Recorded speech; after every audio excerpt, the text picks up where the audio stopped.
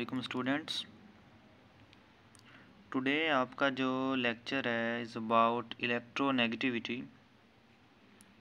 बहुत ही important topic है, short के हवाले से भी पूछ लेता है वो और काफ़ी बार रिपीट कर चुका है शॉर्ट क्वेश्चंस में, और लॉन्ग के हवाले से भी ये इम्पोर्टेंट है। तो इलेक्ट्रोनेगेटिविटी को हम डिस्कस करते हैं। देखें, ये आपके पास एक होमोन्यूक्लियर डायटोमिक मॉलिक्यूल है जिसमें होमो का मतलब सेम होता है, जिसमें दो न्यूक्लियस वाले सेम न्यूक्लियस वाले आपके पास क्या है, एटम आपस में बॉन्ड बना के रखे हुए हैं, जैसे कि हाइड्रोजन और हाइड्रोजन है। अब ये हाइड्रोजन है, ये भी हाइड्रोजन है, ये करीब हुए, इन्होंने अपने इलेक्ट्रॉन को शेयर किया। इन्होंने अपने इलेक्ट्रॉन शेयर करने के बाद इन्होंने बॉन्ड बना लिया। अब यहाँ पे देखिए कि ये भी एक एटम का सर्कल बना हुआ है, ये भी एटम का एक सर्कल बना हुआ है, जिसको मुकम्मल तौर पे एक मॉलिक्यूल का स्ट्रक्चर दिया गया है। अब इनके पास जो इलेक्ट्रॉन्स है, एक एक इलेक्ट्रॉन्स है, इसने भी अपना इलेक्ट्रॉन यहाँ तक रखा, इसने भी इतना यहाँ तक रखा, यानी कि जितना डिस्टेंस इस हाइड्रोजन के एटम ने ट्रैवल करवाया अपने इलेक्ट्रॉन को, सेम उतना ही इसने ट्रैवल करवाया।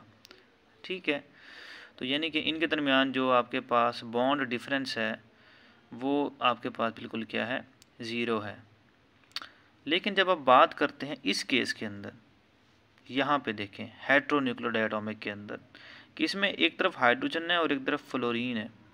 अब जब इन्होंने आपस में बॉन्ड जो है इलेक्ट्रॉन को शेयर किया बॉन्ड बनाने के लिए, बॉन्ड तो बन गया, लेकिन अब क्या है कि जो इलेक्ट्रॉन यहाँ पे शेयर हुए पड़े हैं, ठीक है, यहाँ पे और यहाँ पे, तो होता कुछ यूँ है कि जो फ्लोरीन है, फ्लोरीन ने फिर कुछ ऐसा कमाल दिखाया कि वो जो शेयर्ड पेयर है उसका जो झुकाव है आपके पास, वो जो शेयर्ड पेयर है उसका जो झुकाव है वो फ्लोरीन की तरफ ज़्यादा है।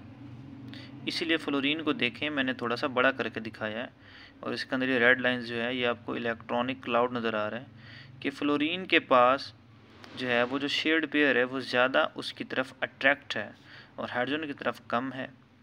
यानी कि कोई प्रॉपर्टी है इन दोनों के दरमियान, इसकी भी वही प्रॉपर्टी है, इसकी भी वही प्रॉपर्टी है, लेकिन वो प्रॉपर्टी फ्लोरीन के अंदर ज़्यादा है, हाइड्रोजन के अंदर कम है। साइंटिस्ट ने जब इस बात को नोटिस किया, उन्होंने कहा कि कोई एक ऐसी प्रॉपर्टी भी है जो क्या करती है, शेयर्ड पेयर को अट्रैक्ट करके अपनी तरफ ज़्यादा रखती है, और यही सेम प्रॉपर्टी दूसरे के पास भी है, लेकिन उसने इसको कम किया हुआ है, उसके पास ये कम अमाउंट में है। तो इसकी जो प्रॉपर्टी है उसको नाम दिया गया इलेक्ट्रोनेगेटिविटी का।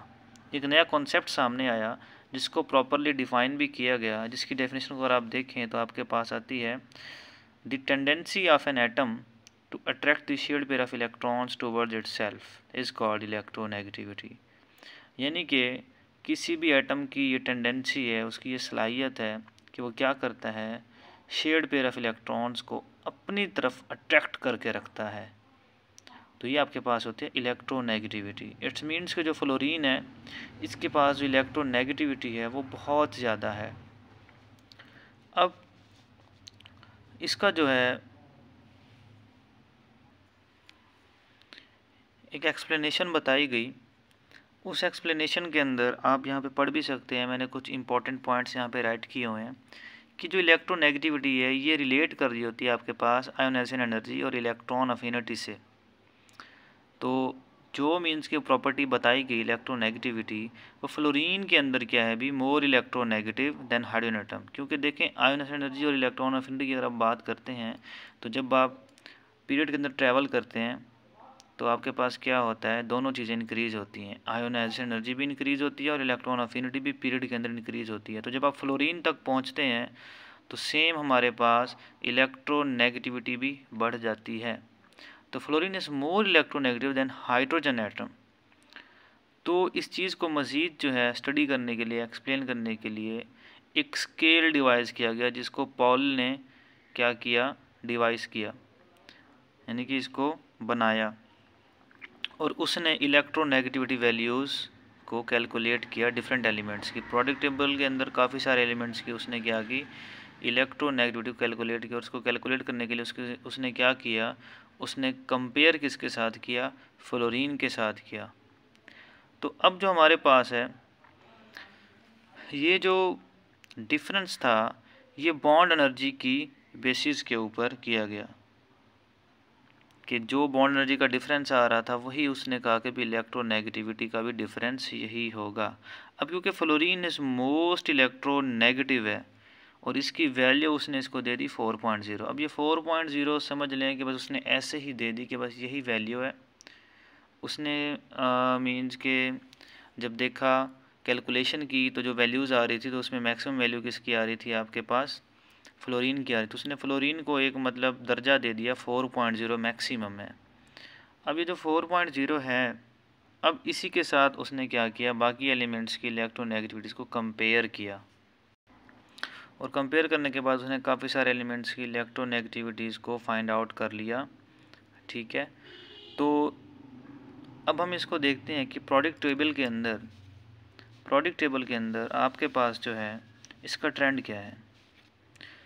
अब जब आप पीरियड की बात करते हैं तो आपके पास क्या होती है, वैल्यू इंक्रीज़ होती है। सेम जिस तरह आपके पास आयोनाइजेशन एनर्जी, इलेक्ट्रॉन अफिनिटी भी इंक्रीज़ होती है, इलेक्ट्रोनेगेटिविटी भी आपके पास क्या होती है, इंक्रीज़ होती है। क्यों भी, क्योंकि एटॉमिक रेडियस डिक्रीज़ होता है।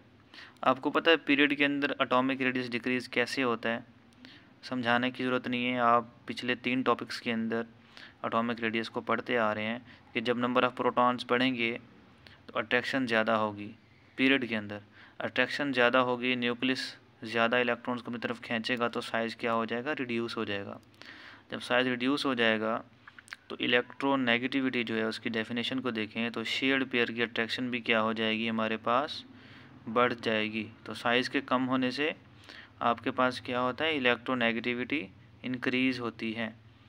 एमसीक्यूज़ के अंदर ये पूछ सकते हैं। और अगर ग्रुप की बात करें तो उसके अंदर क्या होता है, electronegativity decreases as atomic size increase. तो जब आप ग्रुप के अंदर ट्रैवल करते हैं टॉप टू बॉटम, आपके पास एटम का साइज़ बढ़ता है। क्यों इंक्रीज़ होता है, आपको पता है कि नंबर ऑफ़ शेल्स के बढ़ने से एटम का साइज़ बढ़ जाता है। तो जब साइज़ बढ़ेगा तो डिस्टेंस भी ज़्यादा हो जाएगा। जब डिस्टेंस ज़्यादा हो जाएगा तो शेयर्ड पेयर की जो अट्रैक्शन होगी, जिसको आप इलेक्ट्रोनेगेटिविटी कहते हैं, वो क्या हो जाएगी, कम हो जाएगी। अब जो डिफरेंस है इलेक्ट्रोनेगेटिविटी में, वो पोलैरिटी ऑफ बॉन्डेड एटम्स की वजह से होता है कि एटम्स जो कोवलेंटली बॉन्डेड होते हैं, ठीक है, कोवलेंट बॉन्ड जिसमें क्या होता है, म्यूचुअल शेयरिंग होती है। जो कोवलेंट बॉन्ड बना के बैठे हुए होंगे उन एटम्स के दरमियान पोलैरिटी के डिफरेंस की वजह से आपको क्या होता है, पता चलता है कि जो पोल्स बने होते हैं, partial positive partial negative charge, उस बेस के ऊपर। अब जो जाहिर है पार्शियल नेगेटिव चार्ज के साथ होंगे वो ज़्यादा इलेक्ट्रोनेगेटिव होंगे, ठीक है, क्योंकि वो गेन कर सकते हैं। और जो पार्शियल पॉजिटिव चार्ज होंगे क्योंकि वो इलेक्ट्रॉन डोनेट करते हैं तो उनकी इलेक्ट्रोनेगेटिविटी क्या होगी, वैल्यू कम होगी। यहाँ पे ज़रा देखें कि अगर ये डिफरेंस क्या हो, जो ज़ीरो हो जाए, यानी कि पोलैरिटी का डिफरेंस क्या हो जाए, ज़ीरो हो जाए, यानी कि कोई चार्ज ना वहाँ पे शो रहा हो, तो यानी कि अब ये कहाँ पे होगा, ये चीज़ आपको कहाँ पे नज़र आएगी, उन एटम्स के दरमियान नज़र आएगी जो आपके पास क्या होंगे, होमोन्यूक्लियर होंगे। तो उनके अंदर क्या होता है, ये जब आपके पास पोलैरिटी होगी, जो पोल्स बनते हैं, पॉजिटिव पोल्स और नेगेटिव पोल्स, पार्शियल पॉजिटिव या पार्शियल नेगेटिव, तो जब ये मीन्स के ज़ीरो होगी, ज़ीरो कब होगी, जब दोनों बिल्कुल सेम एक जैसे एटम्स होंगे। तो ज़ीरो जब हो जाएगी सिमिलर एटम्स के अंदर, तो आपके पास जो बॉन्ड होगा वो नॉन पोलर होगा। बॉन्ड क्या होगा भी, नॉन पोलर होगा। क्योंकि देखें ना, पोलर क्या होता है, जिसके ऊपर पोल्स हों, positive poles, negative poles, partial positive charge या पार्शियल नेगेटिव चार्ज हो, तो ये आपके पास पोल्स होते हैं, तो आपके पास पोलर कंपाउंड होता है या पोलर बॉन्ड होता है। नॉन पोलर कंपाउंड या नॉन पोलर बॉन्ड आपके पास क्या होते हैं भी, जिनके ऊपर पोल्स ना हो, ठीक है, उनको आप क्या कहते हैं, नॉन पोलर। और उनका जो आपके पास बॉन्ड डिफरेंस होगा वो क्या होगा, ज़ीरो होगा। वो क्या होगा भाई, ज़ीरो होगा, जो बॉन्ड पोलैरिटी आएगी।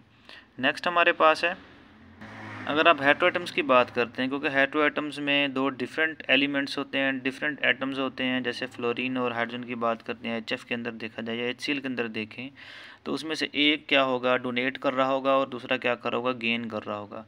अब जो इलेक्ट्रॉन गेन कर रहा होगा वो आपके पास क्या होगा, नेगेटिव चार्ज होगा, पार्शियल नेगेटिव भी हो सकता है, कंप्लीट नेगेटिव भी हो सकता है। और जो डोनेट कर रहा होगा वो पार्शियल पॉजिटिव या पॉजिटिव चार्ज के साथ होगा।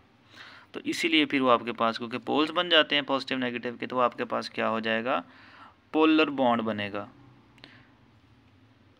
इसके बाद नेक्स्ट उन्होंने एक वैल्यू सेट की, 1.7 वैल्यू है, इलेक्ट्रोनेगेटिविटी की एक ये वैल्यू है हमारे पास। कहते हैं कि अगर 1.7 वैल्यू से कम किसी की वैल्यू आ रही है तो वो बॉन्ड आपके पास जो बन रहा होगा, वो जो एटम्स जो बॉन्ड बना रहा होगा, वो आपके पास आयोनिक बॉन्ड होगा। और आयोनिक बॉन्ड क्या होता है आपको पता है, कंप्लीट ट्रांसफ़र ऑफ इलेक्ट्रॉन, कि एक एटम मुकम्मल तौर पे अपना इलेक्ट्रॉन दूसरे के हवाले कर देता है कि आप ये ले जाओ, उसको कहते हैं आयोनिक बॉन्ड कहते हैं। उस पर ऊपर कंप्लीट चार्ज आ जाता है, देने वाले पे भी कंप्लीट चार्ज आ जाएगा पॉजिटिव, और जो ले रहा होगा, जो गेन कर रहा होगा, उसके ऊपर भी कंप्लीट चार्ज आ जाएगा नेगेटिव। तो 1.7 से नीचे जिसकी इलेक्ट्रोनेगेटिविटी वैल्यू आ रही होगी वो आपके पास होगा आयोनिक बॉन्ड बनाएगा। और वो एटम्स जिनकी इलेक्ट्रोनेगेटिविटी की वैल्यूज़ 1.7 से ज़्यादा आ रही है वो आपके पास बॉन्ड कौन से बनाएंगे, कोवलेंट बॉन्ड बनेंगे, यानी कि वो जस्ट शेयर करेंगे, वो कंप्लीट ट्रांसफ़र नहीं करेंगे।